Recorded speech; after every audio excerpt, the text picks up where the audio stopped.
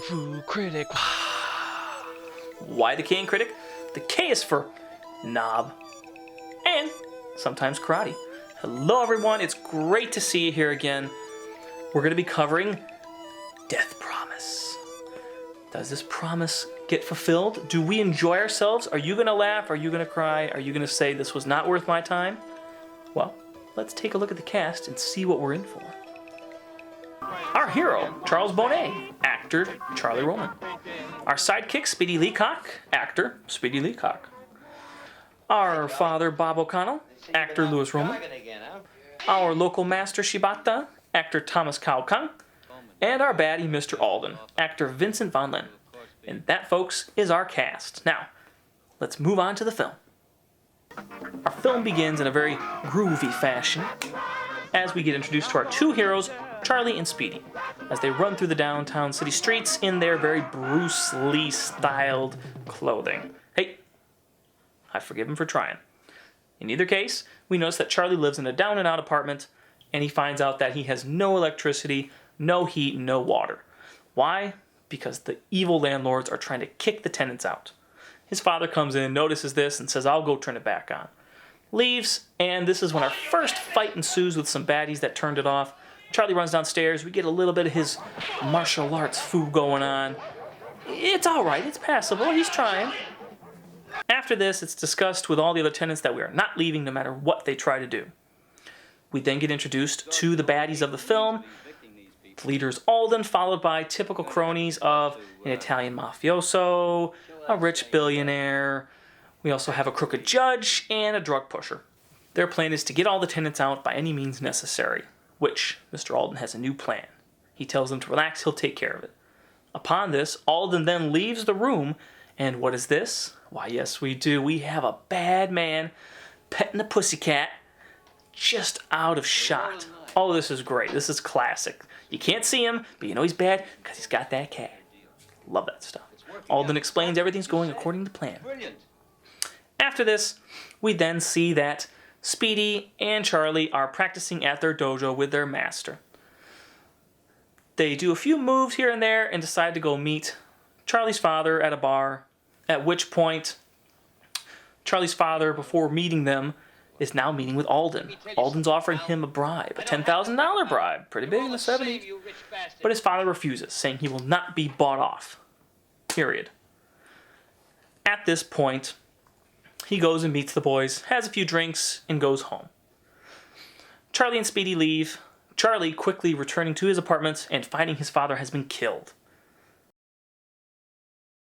At this point, Charlie is distraught and returns to the dojo where his sensei is.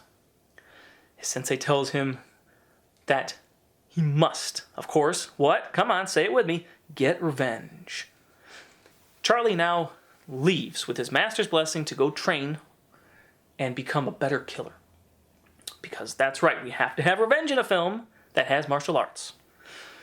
As he meets his new master, who has a very poorly spray-painted hairdo, we get a typical montage, a few funny elements.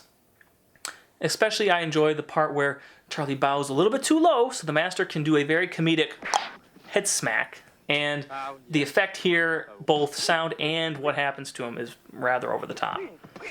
But he trains, he learns, he's a better killer. He is able to go back and get revenge for his father's death. Upon returning, the master at his dojo says, I have the names of the men in this city that killed your father. Please take it with you. Teaming up with Speedy, they go right down the line of one after the other of taking care of each individual baddie, finally getting up to Alden. Upon Alden's big climactic event, they break into his office, and oh my lord, we have some seriously messed up communication issues going on here as far as what kind of food we're up to.